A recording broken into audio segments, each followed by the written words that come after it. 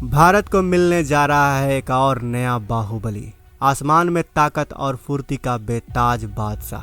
अपने बेमिसाल उड़ान से बनाई इस मिलिट्री एयरक्राफ्ट ने अपनी पहचान। कईयों के लिए यह मसीहा तो कईयों के लिए आसमानी मुसीबत। C-295 tactical military transport aircraft को भारतीय वायुसेना के लड़ाके के रूप में गौरव तो पहले ही मिल चुका था, लेकिन अब भारतीय वायुसेना में एक और एयरक्राफ्ट शामिल होने जा रहा है। भारत को अपना पहला C-295 ट्रांसपोर्ट एयरक्राफ्ट पिछले साल सितंबर को ही मिल चुका था।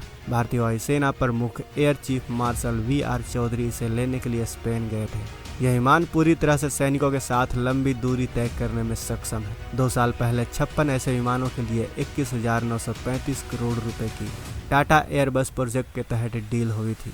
C-295 एक मीडियम साइज का विमान है जो किसी भी तरह के हवाई पट्टी पर उतर सकता है। यह विमान सैनिकों को ध्यान में रखकर खास डिजाइन किया गया है। बाकी कार्गो विमानों की तुलना में इस विमान का टेक ऑफ टाइम भी कम है। ऐसे में सैनिकों की आवाजाही के लिए यह सबसे बेहतर है। तो चलिए जानते हैं भारत को मिलने वाले C-295 एयरक्राफ्ट की और खासियतों के बारे में। लेकिन वीडियो में आगे जाने से पहले भारत को C-295 एयरक्राफ्ट मिलने की खुशी में इस वीडियो को लाइक करना तो बनता है।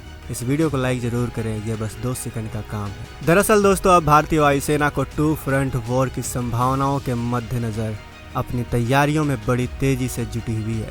भारत और चीन के बीच 4 साल पहले शुरू हुए विवाद में वायुसेना ने कम समय में अपने ट्रांसपोर्ट एयरक्राफ्ट के जरिए 330 BMP यानी कि armoured personnel carrier vehicle, 90 tank और आर्टिलरी गन और 68,000 से ज़्यादा सैनिकों को कम से कम समय में पूर्वी लद्दाख में पहुंचा दिया था।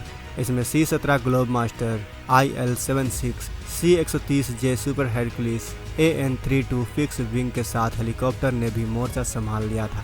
लेकिन अब एक नया medium lift tactical aircraft C-295 भी भारतीय वायुसेना में शामिल हो गया है। एयरबस और टाटा इन 56 विमानों में से 16 विमान स्पेन से पूरी तरह से तैयार होकर फ्लाईवे कंडीशन में यानी कि स्पेन से सीधे उड़ान भरकर भारत में आएगी, जबकि बाकी 40 को लाइसेंस के तहत भारत में ही बनाया जाएगा। गुजरात के वडोदरा में इनका निर्माण होगा। इसकी नींव खुद प्रधानमंत्री नरेंद्र मोदी ने पिछले साल 30 अक्टूबर को ही रख दी थी। यह पहली बार है कि कोई भारतीय प्राइवेट कंपनी मिलिट्री एयरक्राफ्ट बनाएगी। दरअसल 60 के दशक से भारतीय वायुसेना में सेवाएं दे रहे एरो छोटे ट्रांसपोर्ट विमानों को अब स्पेन के C-295 मीडियम वेट एयरक्राफ्ट से बदला जाएगा। यह विमान 844 मीटर रनवे से उड़ान भर सकता है, जबकि लैंड करने के लिए सिर्फ 420 मीटर लंबे रनवे की जरूरत ही पड़ती है। इस विमान में हवा में रिफ्यूलिंग की सुविधा उपलब्ध है और यह लगातार 11 घंटों तक उड़ान भर सकता है। C-295 पहाड़ी इलाकों के लिए पूरी तरह से कारगर है। शॉर्ट टेक ऑफ और लैंडिंग क्षमता के साथ 9 टन तक का पेलोड या 71 सैनिकों को यह आसानी से ले जा सकता है। C-295 एक मीडियम टैक्टिकल ट्रांसपोर्ट एयरक्राफ्ट है। इस विमान का इस्तेमाल मिस्र, कनाडा, पोलैंड और स्पेन जैसे देश कर रहे हैं। दूसरे कार्गो विमान की तरह इसमें 4 या 5 क्रू मेंबर की जरूरत नहीं पड़ती। यह विमान अधिकतम 9,250 किलोग्राम तक वजन उठाकर उड़ सकता है। इस विमान में 2 इंजन हैं जो इसे 482 किलोमीटर प्रति घंटे की रफ्तार प्रदान करते हैं। C-295 एक इंजन के सहारे 13,533 फीट की ऊंचाई तक उड़ सकता है, जबकि दोनों इंजन काम करें तो यह 30,000 फीट की ऊंचाई तक आसानी से पहुंच सकता है। इस नए एयरक्राफ्ट की माल ढोने की क्षमता 5 से 10 टन की है, यानी यह तकरीबन 70 सैनिकों और पूरे बैटल लोड के साथ 50 पैराट्रूपर को आसानी से ले जा सकती है। इस एयरक्राफ्ट से सैनिक और कार्गो को पैरा ड्रॉप करने के लिए रियर रैम्प डोर भी दी गई है। इस एयरक्राफ्ट की खास बात यह है कि यह लो लेवल फ्लाइंग में माहिर है और टैक्टिकल मिशन को अंजाम दे सकता है। भारत और चीन से लगती पूरी LAC में यह एयरक्राफ्ट आसानी से ऑपरेट कर सकता है।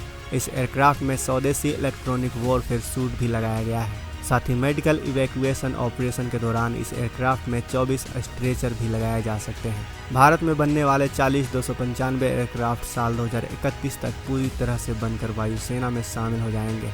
युद्ध की स्थिति में यह विमान तेजी से एक जगह से दूसरे जगह तक सैनिकों को पहुंचा सकता है। राहत और बचाव के साथ ही घायल सैनिकों को निकालने के लिए मुश्किल ऑपरेशन में यह विमान काफ़ी मददगार साबित होगा।